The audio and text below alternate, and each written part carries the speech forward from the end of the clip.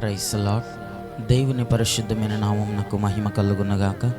మన ప్రభువును మన రక్షకుడైన యేసుక్రీస్తు పరిశుద్ధ నామములో మీ అందరికీ కూడా నా హృదయపూర్వకమైన వందనములు తెలియజేస్తున్నాను.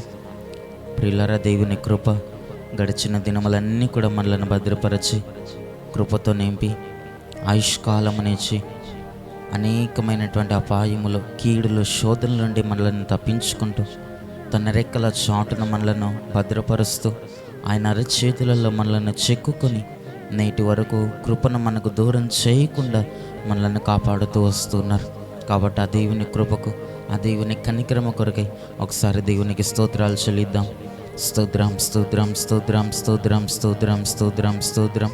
ఈ దినమంతా దేవునికి ఇష్టలుగాను, ఆయనకు కృతజ్ఞులముగాను మనం జీవించే భాగ్యం ప్రభు ఇచ్చినట్లుగా దేవునికి స్తోత్రాలు చెల్లిద్దాం. స్తోత్రం, స్తోత్రం, స్తోత్రం, స్తోత్రం, స్తోత్రం, స్తోత్రం.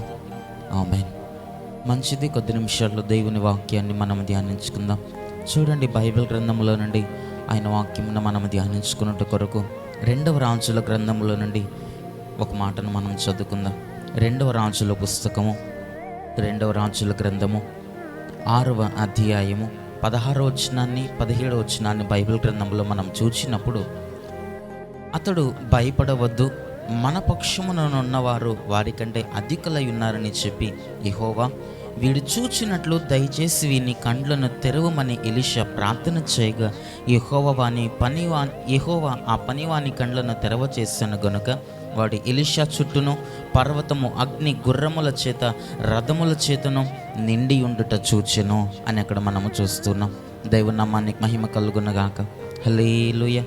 ప్రియులారా, చదవబడినటువంటి ఆ లేఖన భాగమును మనం గమనించినప్పుడు దైవజనుడైనటువంటి ఎలీషాను గురించి, అతని దగ్గర ఉన్నటువంటి పరిచారకుడు పనివాని గురించి మనం లేఖన భాగంలో చూస్తున్నాం.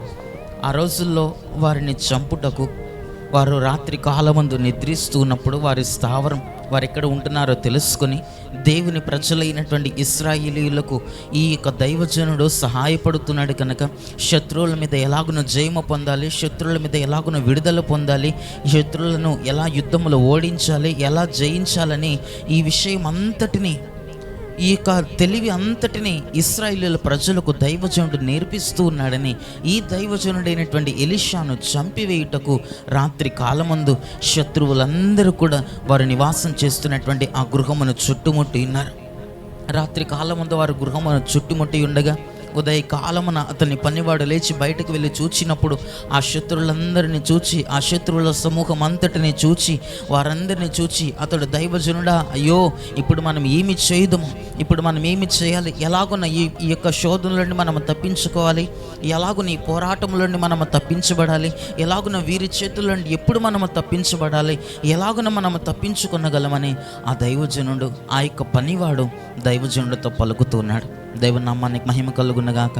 అప్పుడు ఎలీషా ప్రార్థన చేస్తున్నాడు కదా, దేవా వీడు చూచినట్లు నీ బలమును, నీ శక్తిని వీడు చూచినట్లు వీని కన్నులను తెరవము అని అతడు ప్రార్థన చేశాడు. దైవనామానికి మహిమ కలుగునగాక. ఎప్పుడైతే ఆ పనివాని కండ్లను దేవుడు తెరిపించాడో, ఎప్పుడైతే దేవుడు ఆ పనివాని కండ్లను, ఆత్మీయ మనోనేత్రములను తెరవ చేశాడో, దేవుని బలాన్ని అతడు చూడగలిగాడు. ఎలీషా అంటున్నాడు కదా, నీవు భయపడని అవసరమే లేదు, మన పక్షమున ఉన్నవారు నీ శత్రువుల కంటే బలవంతులు, వారికంటే అధికులై ఉన్నారని దైవజనుడు సెలవిస్తూ ఉన్నాడు. దైవనామానికి మహిమ కలుగునగాక. ఈ రోజుల్లో మన ఆత్మీయ జీవితాల్లో కూడా అనేక మార్లు అపవాది తీసుకుని వచ్చేటువంటి శోధనలను చూచి, అపాయములను చూచి, శ్రమలను చూచి, కీడును చూచి అనేక మార్లు మనం ధైర్యపడుతూ ఉంటాం. మన ముందు ఉన్నటువంటి పోరాటములను చూచి, మన ముందు ఉన్నటువంటి శ్రమలను చూచి, మన ముందు అపవాది తీసుకుని వస్తున్నటువంటి ఆ విధమైనటువంటి అపవాది యొక్క క్రియలను చూచి, తీసుకుని వచ్చేటువంటి ఆ శోధనలను, ఆ కష్టములను, ఆ నష్టములను, ఆ పోరాటములను చూచి, అయ్యో ఇప్పుడు నేను ఏమి చేయుదునో, ఎలా నేను జయించగలను, ఎలా వీటి నుండి నేను తప్పించబడగలను, ఈ శోధన నుండి ఎలా నేను జయం పొందాలి, ఈ శోధన నుండి ఎలా నేను విడుదల పొందాలని అనేక మార్లు మనము చింతిస్తూ ఉంటాం, అనేక మార్లు అధైర్యపడుతూ ఉంటాం, అనేక మార్లు కృంగిపోతూ ఉంటాం, అనేక మార్లు మనం భయపడుతూ ఉంటాం.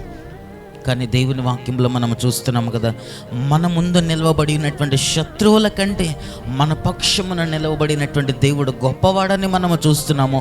మన పోరాటములను జయించుటకు తగిన బలమును మనకు అనుగ్రహించి దేవుడై ఉన్నాడట.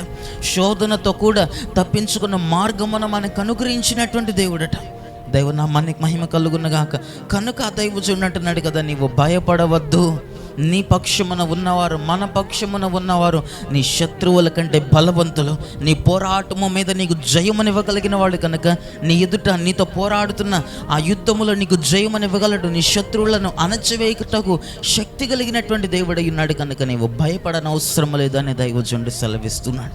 ఈ రోజున మన ఆత్మీయ జీవితాల్లో కూడా దేవుడు మన పక్షమున ఉన్నాడని మనం గ్రహించి, దేవుడు మన పక్షమున వ్యాజ్యం ఆడుటకు, దేవుడు మన పక్షమున యుద్ధము చేయుటకు శక్తి కలిగినటువంటి దేవుడని, మన పక్షమున యుద్ధము చేసేటువంటి దేవుడని ఎప్పుడైతే మనము నమ్ముతున్నామో ప్రభు దగ్గర మనము కృపను పొందుకొనగలుగుతాం.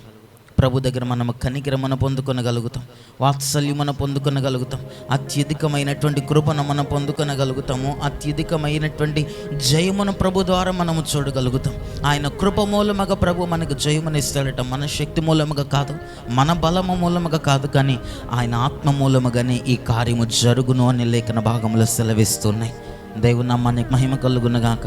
ఈ చివరి దినాల్లో అనేక మందిని అపవాది పడద్రోయుటకు విశ్వాసంలో నుండి, ప్రార్థనలో నుండి, పరిశుద్ధతలో నుండి వారికి ఆత్మీయ జీవితంలో కృంగుదలకు గురి చేసి అవిశ్వాసంలోనికి వారిని పడద్రోసి దేవుని నుండి దూరము చేయుటకు ఈరోజున అనేకమైనటువంటి పోరాటంలో అపవాది తీసుకుని వస్తున్నాడు, కలుగ చేస్తున్నాడు. కానీ దేవుడు మన పక్షమున ఉన్నాడని, మీ ముందు ఉన్నటువంటి పోరాటములను చూచి మీరు అధైర్యపడనవసరం లేదని, మన పక్షముగా సైన్యములకు అధిపత్యకు దేవుడు మనకు ముందుగా వెళ్ళుచున్నాడని, మనకు జయమునివ్వగలడని మనం నమ్మినప్పుడట ప్రతి విషయములో ప్రభు మనలను జయమునిస్తూ ఆయన మనలను నడిపించగలుగుతారు. అనుక్షణము జయమునిచ్చి నడిపించగలుగుతారు. కనుక అటువంటి కృపతో ప్రభు మనలను నింపి ఈ చివరి దినాల్లో అపవాదితో పోరాడుటకు, అపవాది తీసుకుని వచ్చి ఇటువంటి ఆ పోరాటముల మీద జయము పొందుటకు, విశ్వాసం అనేటువంటి ఆ డాలను చేత పట్టుకొని అపవాది యొక్క అగ్ని బాణములను ఆర్పివేయుటకు తగిన కృప, తగిన బలమును, తగిన ప్రార్థన, తగిన విశ్వాసం ప్రభు మనకందరికీ అనుగ్రహించునుగాక. ఆమేన్. కన్నులను మూసుకునండి, ప్రార్థన చేసుకుందాం. మహాపరిశుద్ధుడా, దయగలిగిన మా ప్రభువానికి స్తుతులు చెల్లిస్తున్నాం. ఈ ఉదయకాలం మీరు మాకు అనుగ్రహించిన నీ వాక్యములను బట్టి నీకు స్తోత్రం.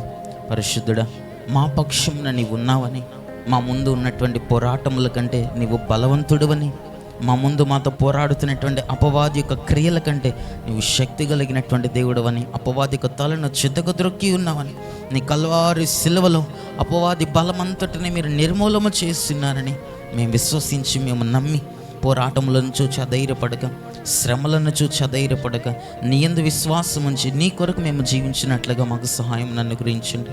అట్టి కృపా కనికరములతో మమ్మల్ని నింపండి. వాక్యం విన్నటువంటి ప్రతి ఒక్కరిని మీరు దీవించి, మీరు ఆకుల కొరకు సిద్ధపరచి, మీరు ఆకుల ఎత్తబడి గుంపులో మమ్మల్ని అందరినీ చేర్చి, అపవాది మీద జయమనిచ్చి, అపవాదితో పోరాడుటకు తగిన కృప, విశ్వాసమునిచ్చి, మీ నిత్య రాకుడు కొరకు మమ్మల్ని అందరినీ సిద్ధపరచమని యేసయ్య నామములో ప్రార్థించి అట్టి కృపను పొందుకొని నాము తండ్రి. ఆమేన్.